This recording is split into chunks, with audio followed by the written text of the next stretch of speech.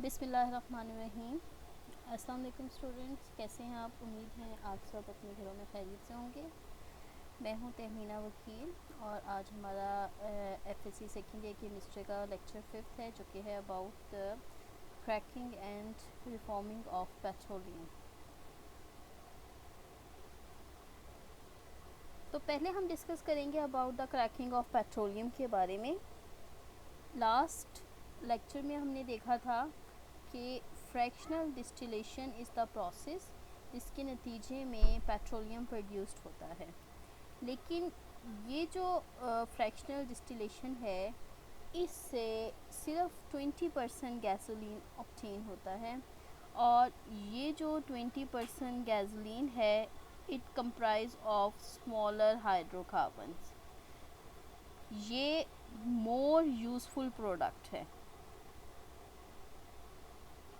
लेकिन ये जो मोर यूज़फुल प्रोडक्ट्स है किस तरह से यूज़फुल है कि ये वो फ्रैक्शन है जो कि पेट्रोल के तौर पे यूज़ होता है इन मोटर व्हीकल्स, बाइक्स एक्सेट्रा और डिफरेंट इंडस्ट्रीज़ में as a fuel.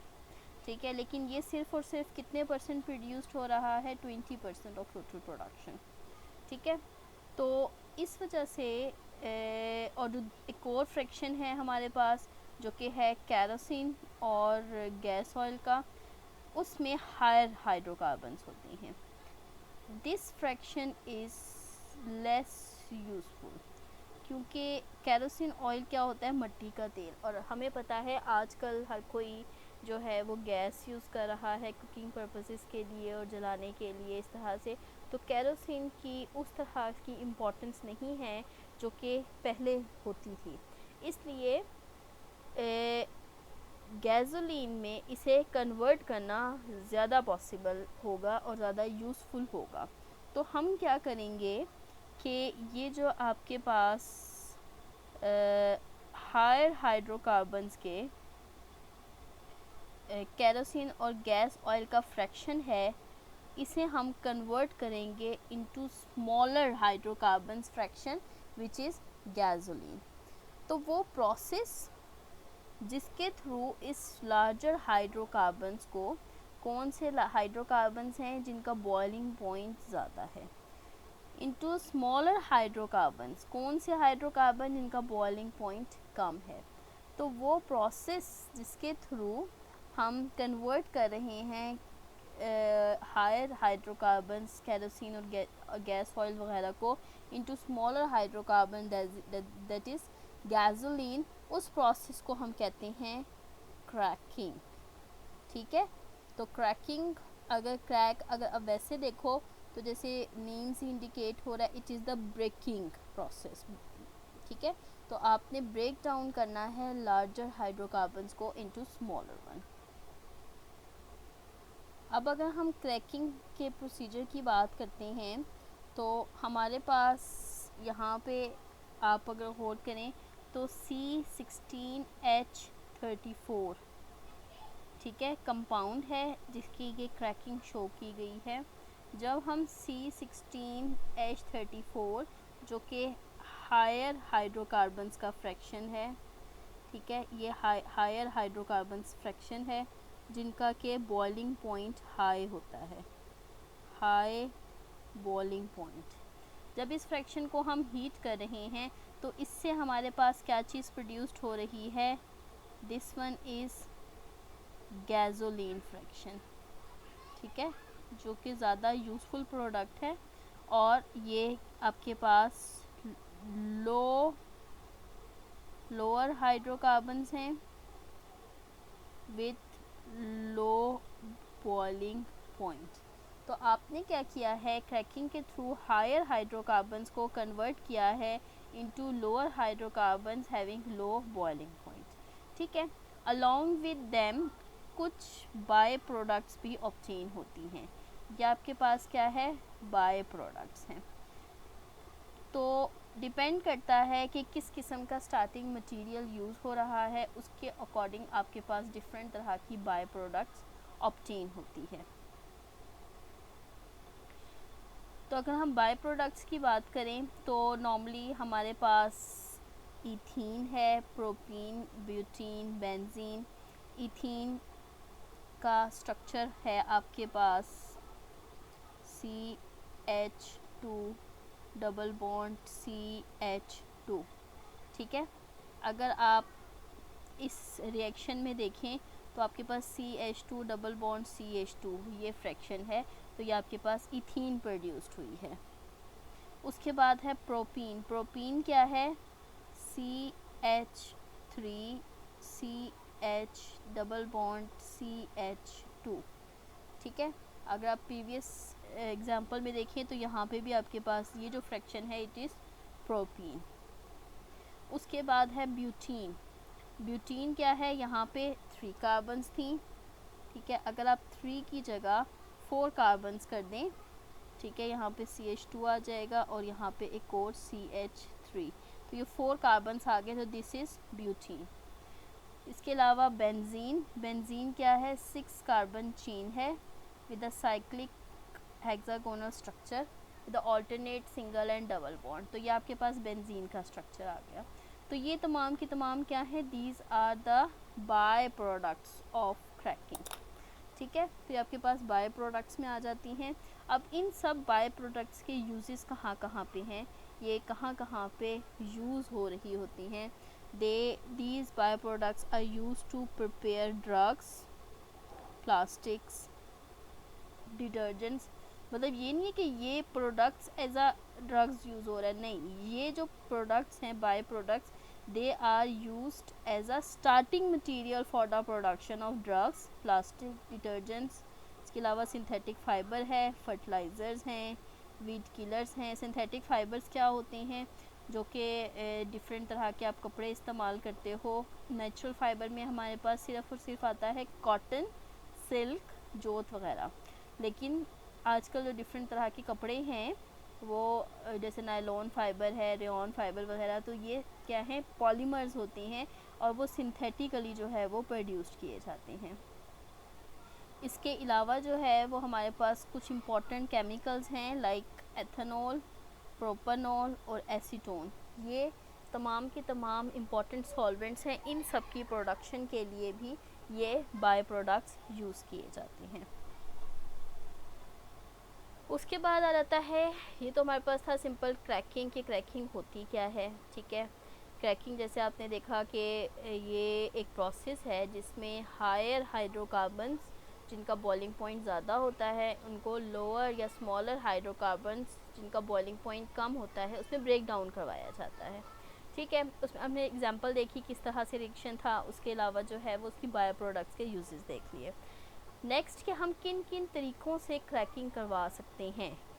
So depending upon the conditions employed, के कौन सी कंडीशंस हम यूज़ करेंगे उसके अकॉर्डिंग हमारे पास ये 3 टाइप्स की है क्रैकिंग।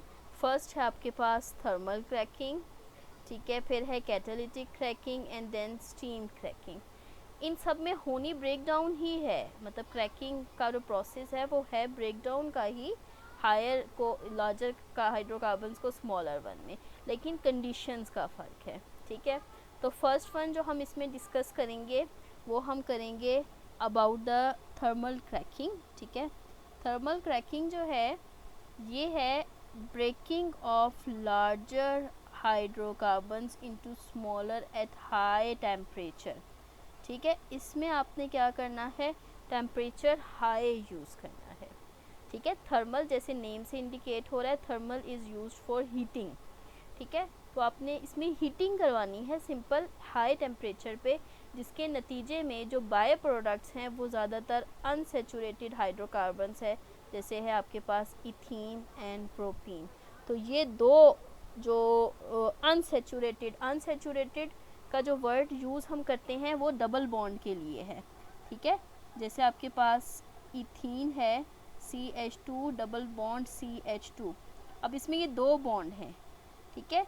इसी तरह से प्रोपीन है CH3 CH double bond CH2, अब इन दोनों में ये डबल बॉन्ड्स आ गई हैं। ये जो डबल बॉन्ड है इसकी वजह से दे विल बिकम अनसेचुरेटेड। इसके बारे में मज़ीद हम 8th चैप्टर में डिस्कस करेंगे। तो थर्मल क्रैकिंग से हमारे पास mainly unsaturated hydrocarbon the second type of cracking is catalytic cracking.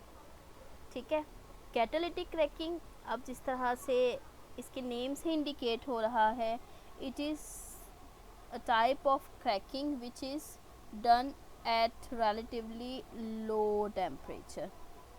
ठीक है, आपने जो टेम्परेचर है वो 500 डिग्री सेंटीग्रेड रखना है और जो प्रेशर है वो 2 एटमॉस्फेरिक प्रेशर। ठीक है, अब इसमें हमने क्या किया है, टेम्परेचर लो कर दिया है, प्रेशर लो कर दिया है, हल्का सा प्रेशर दे दिया है। ठीक है, क्यों? क्योंकि हम यूज़ कर रहे हैं कैटलिस्ट को। जब भी किसी भी रिएक्शन के लिए कैटलिस्ट यूज़ किया जाता है, या आपने पहले भी बात पढ़ी होगी, तो कैटलिस्ट का मतलब है कि उसकी मदद से हम उसका रिएक्शन पाथवे लो एनर्जी का लेके जाएंगे। ठीक है, और वो रिएक्शन ज़्यादा आसानी से हो जाएगा। अब इसके लिए चूँकि हमें मिक्सचर ऑफ कैटलिस्ट यूज़ करने पड़ रहे हैं, ठीक है, तो इसलिए रिएक्शन नॉर्मली होगा एट लो टेम्परेचर। तो इसके लिए जो सूटेबल कैटलिस्ट हैं, it is a mixture of silica. Silica का स्ट्रक्चर होता है SiO2 प्लस एलुमिना। एलुमिना होता है Al2O3। ठीक है, so this is the mixture which is being employed as a catalyst for the catalytic cracking. अब इसके नतीजे में क्या है, आपके पास गुड क्वालिटी गैसोलीन प्रोड्यूस्ड हो रही है। ठीक है, with high octane number. Octane number अभी मैं आपको नेक्स्ट बताती हूँ क्या होता है। ठीक है, तो गुड क्वालिटी मतलब सबसे अच्छी क्वालिटी का जो गैसोलीन है वो इससे ऑब्टेन होता है। थर्ड आपके पास आ जाती है स्टीम क्रैकिंग। स्टीम क्रैकिंग, इसमें अगेन जैसे नेम से इंडिकेट हो रहा है कि यहाँ पे कोई ना कोई स्टीम का जिक्र है। ठीक है, तो स्टीम क्रैकिंग होती है by mixing vapours of hydrocarbons with steam.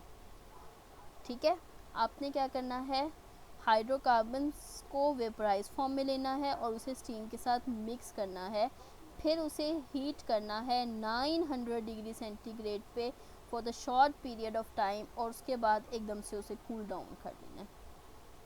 ठीक है, तो आपने क्या करना है, स्टीम क्रैकिंग में सबसे पहले मिक्स करना है वेपर्स को विद स्टीम, फिर उसे हीट करना है फॉर द शॉर्ट पीरियड और फिर उसे कूल डाउन। तो ये 3 स्टेप्स हैं बेसिकली जो कि स्टीम क्रैकिंग में होते हैं। अब इससे जो आपके पास हाइड्रोकार्बन्स प्रोड्यूस्ड होते हैं वो अनसेचुरेटेड हाइड्रोकार्बन्स प्रोड्यूस्ड होते हैं। ठीक है, इससे आपके पास अनसेचुरेटेड हाइड्रोकार्बन्स जो हैं एट द एंड, अनसेचुरेटेड जैसे मैंने अभी आपको बताया कि अनसेचुरेटेड क्या होते हैं कि जिसमें डबल और ट्रिपल बॉन्ड्स मौजूद हों। तो अगर आप इन तीनों टाइप्स को डिस्कस करें, इन तीनों टाइप्स को कंपेयर करें, जैसे अभी आपने थर्मल में देखा था, इस केस में आपके पास अनसेचुरेटेड हाइड्रोकार्बन्स आ रहे हैं। ठीक है, उसके बाद आपने देखा कैटालिटिक में गैसोलीन आ रहा है और स्टीम में भी अनसेचुरेटेड। तो हमारा जो पर्पस था वो क्या था कि 20% गैसोलीन ऑब्टेन हो रही है और हमने असल में गैसोलीन लेनी है थ्रू थ्रू क्रैकिंग। तो अमंग ऑल दीज टाइप जो सबसे बेस्ट मेथड है to obtain the gasoline fraction वो है आपके पास कैटालिटिक क्रैकिंग, क्योंकि उसके थ्रू आपके पास गुड क्वालिटी गैसोलीन ऑब्टेन होता है, जो कि हमारा मेन पर्पस है इस रिएक्शन को प्रोसीड करवाने का। ठीक है, उसके बाद नेक्स्ट टॉपिक है आपका रिफॉर्मिंग।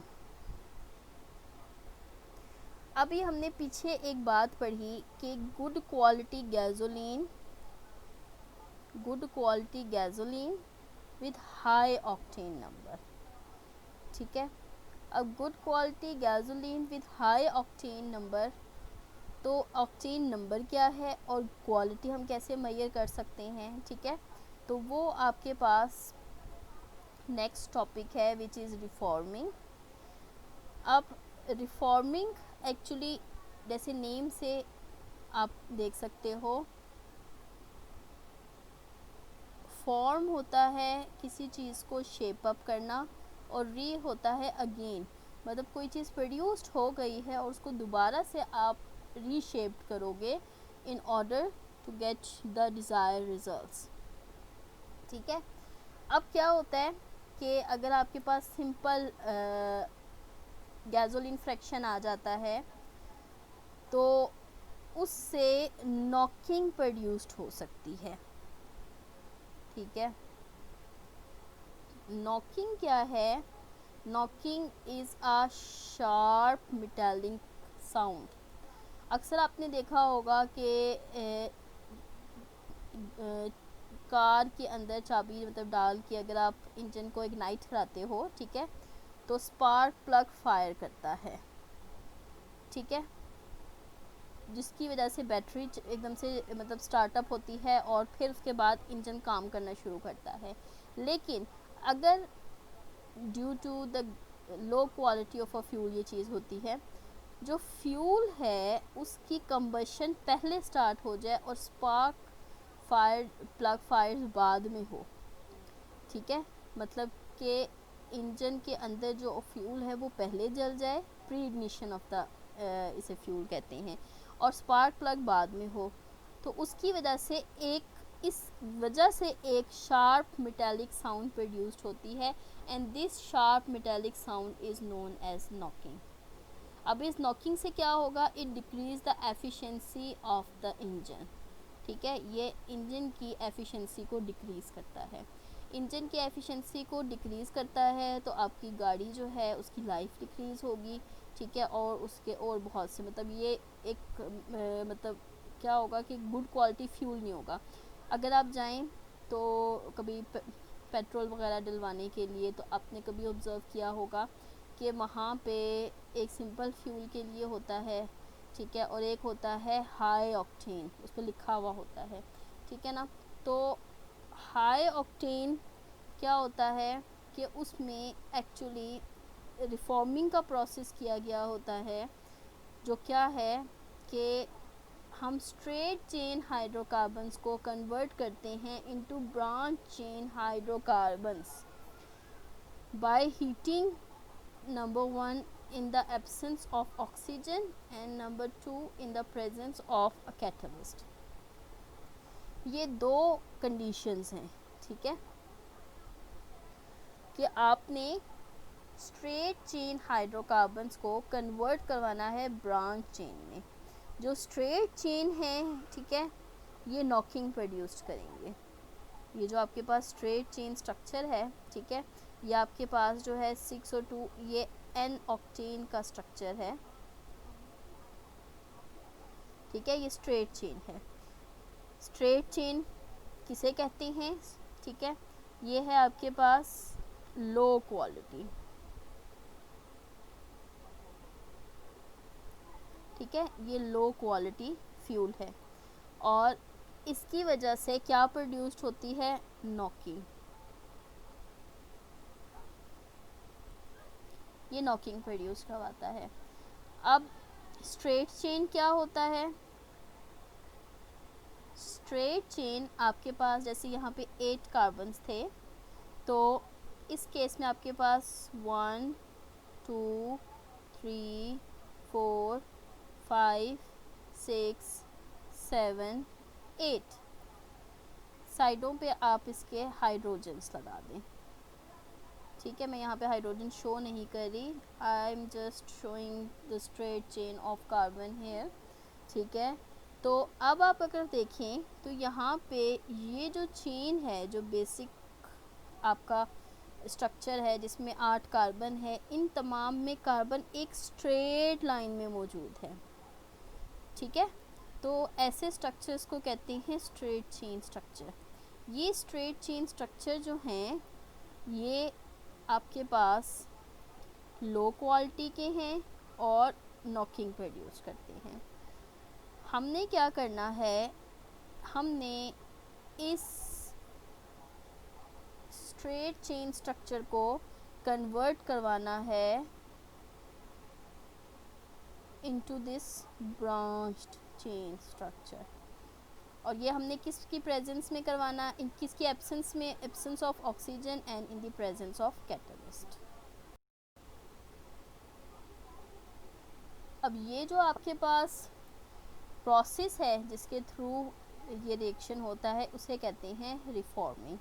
अब अगर आपको मैंने जैसे बताया स्ट्रेट चेन का, अब ब्रांच चेन क्या चीज़ है, ये देखिए यहाँ पे आपके पास 1 2 3 4 5 कार्बन्स जो हैं वो स्ट्रेट चेन में हैं, जबकि ये आपके पास ब्रांचिंग हुई हुई है। ठीक है, ये आपके पास स्ट्रेट चेन में 5 कार्बन है और 3 कार्बन जो है वो ब्रांचिंग में है। जबकि अगर आप स्ट्रेट चेन को देखें तो उसमें all the 8 carbons they are in the straight line. तो हमने क्या करना है, स्ट्रेट चेन को कन्वर्ट करना है दिस ब्रांच चेन स्ट्रक्चर। ठीक है, ये हो रहा है हीटिंग और कैटलिस्ट की प्रेजेंस में। तो इस रिएक्शन को कहते हैं रिफॉर्मिंग। अब जैसे मैंने आपको पहले बताया था कि good quality fuel with high octane number, और जैसे मैंने आपको बताया कि अगर आप फ्यूल को फिलअप करवाने जाएं तो उसमें आपके पास जो है वो हाई ऑक्टेन का ऑप्शन आता है। तो ऑक्टेन नंबर क्या चीज़ है, the percentage of isooctane in isooctane and heptane mixture that matching the knocking property of the given fuel is called the octane number। अब इसका क्या मतलब है, देखिए आइसोऑक्टेन, ये जो आपके पास यहाँ पे ब्रांच चेन स्ट्रक्चर आया है इसे हम कहेंगे आइसोऑक्टेन। क्यों आइसोऑक्टेन कहेंगे, क्योंकि इसमें 8 कार्बन्स हैं और वो ब्रांचिंग में मौजूद है। is for C8 and iso is for branching। यहाँ पे oct is for C8 and N is for straight chain। ठीक है, अब आपके पास क्या है कि आइसोऑक्टेन का fraction isooctane and heptane mixture में जो कि नॉकिंग प्रॉपर्टी को मैच करे इसे हम कहते हैं ऑक्टेन नंबर। अब ऑक्टेन नंबर क्या चीज़ है, ये मेजर करता है किसी भी फ्यूल की एंटी नॉकिंग क्वालिटी को। नॉकिंग क्या था मैंने आपको बताया, नॉकिंग क्या होता है, it is the sharp metallic sound which is produced due to pre ignition of the fuel in internal combustion engine, वो थी नॉकिंग। अब अगर फ्यूल की क्वालिटी अच्छी होगी तो उससे नॉकिंग नहीं होगी, तो वो क्या होगा, एंटी नॉकिंग। ठीक है, तो एंटी नॉकिंग क्वालिटी को मेजर करता है ऑक्टेन नंबर। सेकंड, आपके पास जो ब्रांच चेन है उनसे कम नॉकिंग प्रोड्यूस्ड होती है। यह भी मैंने आपको बताया था कि ये आपके पास क्या था, straight chain. Straight chain low quality और उससे नॉकिंग प्रोड्यूस्ड हो रही है। ठीक है, उसके बाद आपके पास आ गया ब्रांच चेन आइसोऑक्टेन। तो आइसोऑक्टेन जो है it is of high quality, ये हाई क्वालिटी का है और इससे नॉकिंग नहीं होती, इट इज़ एंटी नॉकिंग। ठीक है, सो ब्रांच चेन से लेस नॉकिंग प्रोड्यूस्ड होती हैं, दे आर एंटी नॉकिंग। फिर आइसोऑक्टेन, आइसोऑक्टेन क्या था आपके पास, ये ब्रांच चेन स्ट्रक्चर, ये आइसोऑक्टेन। ठीक है, इसका ऑक्टेन नंबर है 100, जबकि एन हेप्टेन जो कि स्ट्रेट चेन था उसका ऑक्टेन नंबर होता है 0। अब अगर आपके पास एक मिक्सचर हो, ठीक है, जिस मिक्सचर में 90% जो है वो क्या चीज़ मौजूद है, आइसोऑक्टेन। ठीक है, और 10% क्या चीज़ मौजूद है, एन हेप्टेन। ठीक है, मतलब आपके पास 100 मॉलिक्यूल्स हैं और 100 में से 90 आइसोऑक्टेन के हैं और 10 जो है वो एन हेप्टेन के हैं। तो इस केस में इसका ऑक्टेन नंबर क्या बनेगा,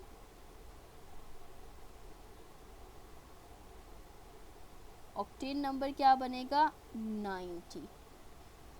समझ आई। अगर आपके पास टोटल 100 में तमाम 100 के 100 आइसोऑक्टेन है तब उसका नंबर है 100। अगर तमाम के तमाम n हेप्टेन है तो नंबर है 0। लेकिन अगर आपके पास ऐसा मिक्सचर है, जैसे मैंने बताया percentage of isooctane in isooctane and heptane mixture, एक मिक्सचर है आपके पास, तो उस केस में जितने परसेंट आइसोक्टेन होगा in relation with n heptane, तो वो उसका ऑक्टेन नंबर कहलाएगा। जैसे यहाँ अगर 90% आइसोक्टेन है और 10% एन हेप्टेन है तो उसका ऑक्टेन नंबर बनेगा 90। जितना ज़्यादा हायर ऑक्टेन नंबर होगा उतना ही वो बेटर फ्यूल है और उतनी ही लेस नॉकिंग वो प्रोड्यूस करेगा। तो by increasing the octane number हम क्वालिटी ऑफ द फ्यूल को इंक्रीज़ करते हैं। जितना अच्छे ऑक्टेन नंबर का फ्यूल होगा उतनी ही उसकी क्वालिटी अच्छी होगी और उतनी ही वो नॉकिंग लेस प्रोड्यूस करेगा। तो लास्ट में ये डिफरेंट पॉइंट्स हैं, डिफरेंट मेथड्स हैं जिसके थ्रू हम ऑक्टेन नंबर को बढ़ा सकते हैं। एक तो आपने देख लिया है रिफॉर्मिंग का प्रोसेस, ठीक है, ये फर्स्ट हो गया अभी जो आपने देखा। इसके बाद सेकंड है addition of TEL and TML। TEL होता है टेट्रा इथाइल लेड, ठीक है, लेड है, लेड के चारों तरफ इथाइल ग्रुप लगा है। इथाइल ग्रुप क्या होता है? C2H5 C2H5 C2H5 और इसी तरह यहाँ पे C2H5, ठीक है। तो ये आपके पास क्या है? TEL, that is tetra ethyl lead. Similarly अगर आपके पास लेड के चारों तरफ मिथाइल ग्रुप लगा हुआ हो, मिथाइल ग्रुप क्या होता है? 1 carbon CH3 CH3 CH3 and CH3, ठीक है। तो ये आपके पास है टेट्रा इथाइल लेड और ये है टेट्रा मिथाइल लेड। तो ये लेड एडिटिव्स हैं जो कि ऐड किए जाते हैं in fuel to increase the efficiency of the engine और improve the quality of the fuel. लेकिन इनका एक नुकसान है, ठीक है। इनका नुकसान क्या है कि जब ये बर्न करते हैं विद एयर, ठीक है, तो ये दोनों के दोनों टेट्राइथाइल लेड भी टेट्रामिथाइल लेड भी both of them produced lead dioxide in atmosphere, ठीक है। तो ये जो आपकी एग्जॉस्ट गैसेस हैं उनके साथ लेड ऑक्साइड की इम्प्योरिटीज़ प्रोड्यूस करती हैं जो कि पोल्यूशन कॉज करती है। तो इस वजह से ये इसका एक ड्रॉबैक है जिसकी वजह से आजकल जो है वो इसका इस्तेमाल थोड़ा कम हो गया है। उसके बाद हमारे पास थर्ड आ जाता है blending with aromatic compounds. Aromatic compounds क्या होते हैं? जो कि बेंजीन रिंग रखते हैं अपने अंदर, ठीक है। ये आपके पास सिंपलेस्ट फार्मूला है एरोमेटिक कंपाउंड का, बेंजीन रिंग। तो इसके डेरिवेटिव्स को हम ऐड करते हैं, इनका भी सेम फंक्शन है that they increase the efficiency of the engine by improving the quality of the fuel, ठीक है। तो ये आपके पास मुख्तलिफ मेथड्स थे जिसके थ्रू हम ऑक्टेन नंबर को इंक्रीज़ कर सकते हैं, ठीक है। सो इसमें रिफॉर्मिंग जो है वो वन ऑफ द मेथड है। So this is all about today's lecture. आज हमने क्रैकिंग एंड रिफॉर्मिंग के पेट्रोलियम तो प्रोड्यूस्ड हो गया, आगे उस पेट्रोलियम की नीड को मीट करने के लिए हमने डिफरेंट मेथड्स ऑब्टेन किए हैं। पहला है क्रैकिंग जिससे हायर हाइड्रोकार्बन्स को लोअर वन में कन्वर्ट करते हैं, और दूसरा है रिफॉर्मिंग जिसके थ्रू हम गुड क्वालिटी फ्यूल ऑब्टेन करते हैं। होप सो कि आज के तमाम पॉइंट्स आपको क्लियर होंगे। कोई प्रॉब्लम हो then you can ask me, ठीक है। नेक्स्ट इंशाल्लाह हम क्लासिफिकेशन डिस्कस करेंगे। तब तक के लिए अल्लाह हाफ़िज़।